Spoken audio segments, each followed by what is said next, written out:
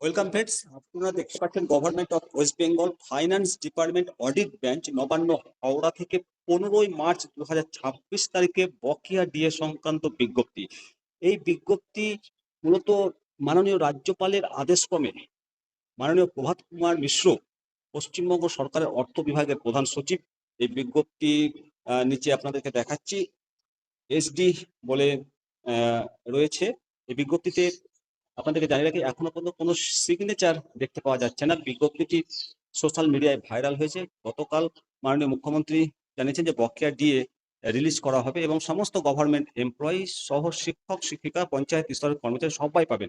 এই বিজ্ঞপ্তি অনুসারে কারা কত টাকা পাবেন, কিভাবে টাকা পাবেন, সমস্ত কিছু আপনাদেরকে জানাবো। আপনারা দেখছেন নিত্যা দর্শন, আমি শিবরাম সরকার।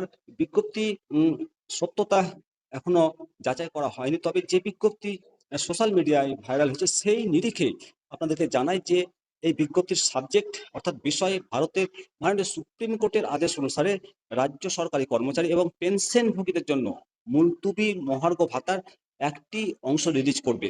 রাজ্য সরকার মাননীয় সুপ্রিম কোর্টের আদেশ মেনে বকেয়া মহার্ঘ ভাতা পর্যায়ক্রমে রিলিজ করার সিদ্ধান্ত নিয়েছে।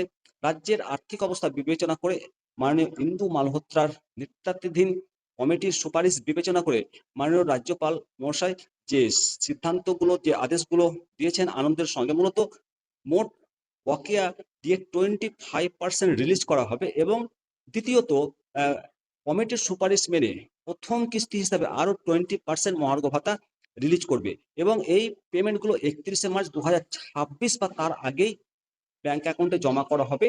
অনুমোদিত পরিমাণ স্বাভাবিক ট্রেজারি বা ব্যাংকিং ব্যবস্থার মাধ্যমে সংশ্লিষ্ট বেতন বা পেনশন হোল্ডারের অ্যাকাউন্টে জমা হবে। সরকারের পরবর্তী আদেশ সাপেক্ষ বকেয়া মহার্ঘ ভাতার অবশিষ্ট অংশ পর্যায়ক্রমে রিলিজ করা হবে। মাননীয় রাজ্যপালের আদেশক্রমে মাননীয় প্রভাত কুমার মিশ্র, পশ্চিমবঙ্গ সরকারের অর্থ বিভাগের প্রধান, এই বিজ্ঞপ্তিতে স্বাক্ষর করেছেন। অবশ্যই এই ভিডিওটি দেখার জন্য ধন্যবাদ। আপনাদের মতামত জানাবেন। ভালো থাকবেন। জয় হিন্দ, জয় ভারত, বন্দে মাতারাম, ভারত মাতা কি জয়।